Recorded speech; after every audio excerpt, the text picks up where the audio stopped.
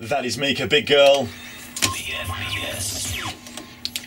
Welcome to the show. If you have just tuned in, at just gone 9:30 in the UK. A big shout out to you if you are on Ops in Afghanistan. Just gone 2 o'clock. Hope your day is going well. Now, our next guest on the show, he visits more than the postman and the policeman combined. And if he doesn't know anything about food, it's not worth knowing at all. Basically, he is celebrity chef, TV personality, and food writer. It gives me a great pleasure to say, Phil Vickery. Thanks, sir. How are you? How are you? Very well. How are you doing? Actually, I went to watch football last night, so I've got a bit of a thick head, if I'm being honest with you. You're being brutally honest. I had about 4 pints of Guinness, which I don't normally drink, and I'm sort of regretting it now.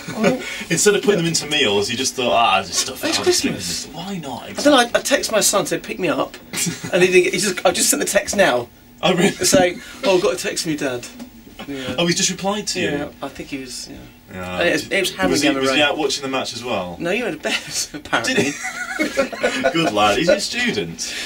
He's a sixth form boy, yeah. Okay, fair enough. So, yeah. Fair enough. He just started driving, so now it's payback time, and they've got to pick me up. This is too true. And it's been a while since you were last in BFBS Towers. Is it a year?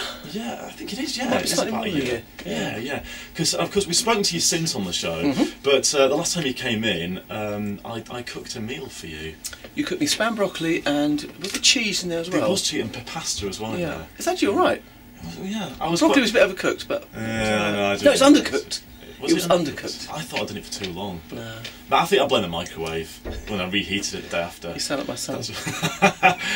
Now, what are you up to at the moment? Let's just talk about you first of all. Well, I've had a great year. I've just come back from Vietnam. I did a 10-day trip in Vietnam, filming in Hanoi, or the French Quarter. They went to Da Nang, which is the middle of it, where the Americans landed when they invaded. Yeah, of course. Of course, you can't call it China Beach anymore because they don't like that anymore. So I spent a bit of time in Da Nang, and then we flew down to Ho Chi Minh, and went out to Mekong Delta, and we're filming Vietnamese food and people. It's fantastic. I did a 10-day trip to Alaska, filming the salmon run and the bears and everything. And I've just secured today going to Israel. I think on the 3rd of January. Flipping heck. Yeah. So no Guinness for you at New Year? Or oh yeah, definitely. Bring on the dickhead. I just won't go too mad.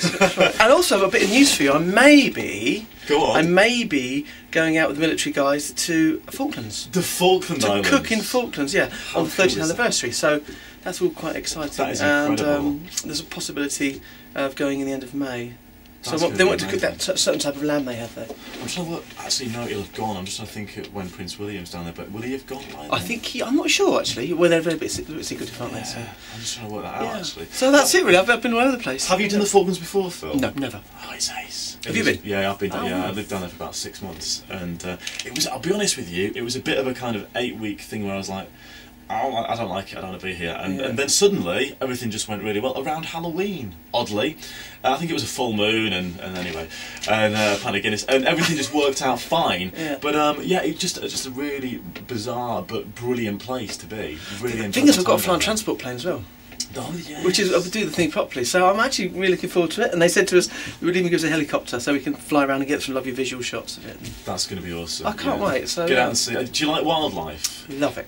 Yeah. Do you like cooking with wildlife? If it permits, yes. Good to ask the question. Now, of course, Christmas around the corner. With the exception of people who are on ops, of course, because you've got sort of cookhouses and you've got the real Rat Pack thing there as well. But don't they get turkey and stuff? Don't they? Anyway. Of course. They will lay on some sort of Christmas lunch. But I'm thinking, sort of, with when you get your family all together. Okay, so maybe a kind of delayed Christmas lunch when it comes to our Orient tour. A lot of people around the Forces world getting stressed to hell by the prospect of cooking. I've had a couple of questions here, but what do you say is the secret of a good lunch? Because there's so much going on for a Christmas lunch. Like, for instance, Martin in Sittingbourne has emailed me and said, how do you do a good crispy roast potato for Christmas lunch, for example? You know, the really... Right, let's before we can get to that one, let's just talk about Christmas itself. Yeah. Okay. 3 rules. Go on. Don't go mad on the shopping. Okay. Don't overbuy. Everyone buys too much gear. It's one day. Yeah. Even Boxing Day you can go and buy stuff. So it's one day. Keep it simple. And the other thing is, don't drink until it's done. I tell you, past experience, Mike. Seeing a pattern. Every year, people get hammered on champagne, or whatever. And of course, it goes sort of, backside up. So they're the 3 rules. Roast potatoes, and this is my wife's recipe. I have to say. Okay. Chop them up. Wash the starch off, Yeah. Otherwise that makes them gluey. Boil them until the outsides fall off. Yeah. Put them in a colander, hot oil in the oven, and turn them once. That's it. That's incredible. And when chefs, they do this, they make them different sizes and shapes. No, boil them till the outsides fall off, hot oil in the oven. Yeah. Animal fat, I think, produces a crispier potato. So goose fat, duck fat, something like that. Okay. Lard is even very good because that's a very high temperature. And bear in mind, lard, Yeah. people say it also be bad if it's pork fat, is only 39% saturated fat. Is it? Yes, it is. So it's actually a lot lower than butter, for instance. So animal fat, I think, produces a better. Heston Blumenthal also says if you put salt in the water when you boil potatoes, they brown more evenly. Now, I'm not sure about that, but I bow to his better. I always do that. I don't know. I always put salt in the water. Yeah, well, I bow to his experience. You've got to hack as many sides of the potato No, as you can. no, So you no. don't have to Cook do them that. till the outsides fall off. So that's all. And you have to do that. People put flour on, mustard. No, hot oil, turn them once. And I like to have a crunchy top and a crunchy bottom, that sort of fluffy bit in the inside. Yeah. And I had another one as well from Sarah, Yep. who is in Lincolnshire. Said, "How do you? I don't understand this. How do you get the perfect sprout?" We were talking about this earlier on, and I was, you prick sauce. You don't prick. What is it? Is it a cross you do with sprouts? That's absolute rubbish. It makes no difference whatsoever. So you just It makes no difference. Trust me. chuck them in as they are. Yep, chuck them in. Take the cooked outside leaves off. Right. But I like mine slightly overcooked. I don't like undercooked sprouts. Right. It's like eating undercooked potato to me. It just doesn't work. And I think you should better just gently, with a fork, mash it. Yeah. Because that to me has a lovely flavour. And then that, of course, makes great bubble and squeak the next day. Oh, this sounds amazing. Yeah, you see? It sounds amazing. I'm thinking, because people do this, don't they? They buy so much food at Christmas time. People buy things like box of dates. Why? Why? You're never Because gonna eat my dad used to do it. And Quality Street, there are other, obviously, ones like...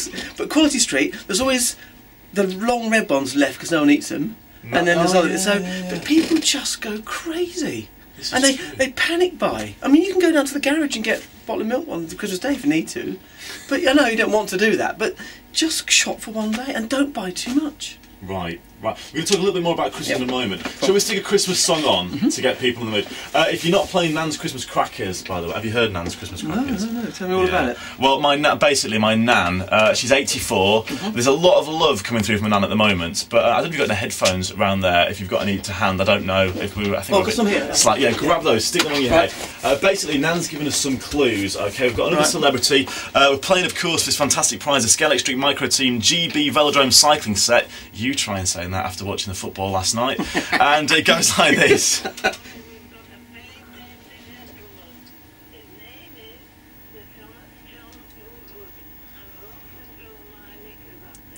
There we go. It's actually true. She would like to throw a knickers at him. We've got a very tasty gentleman.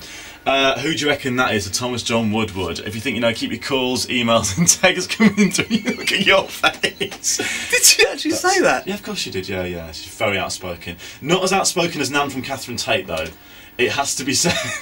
We're going to wrap that up in a little while. And talking more to Phil Vickery after Slade.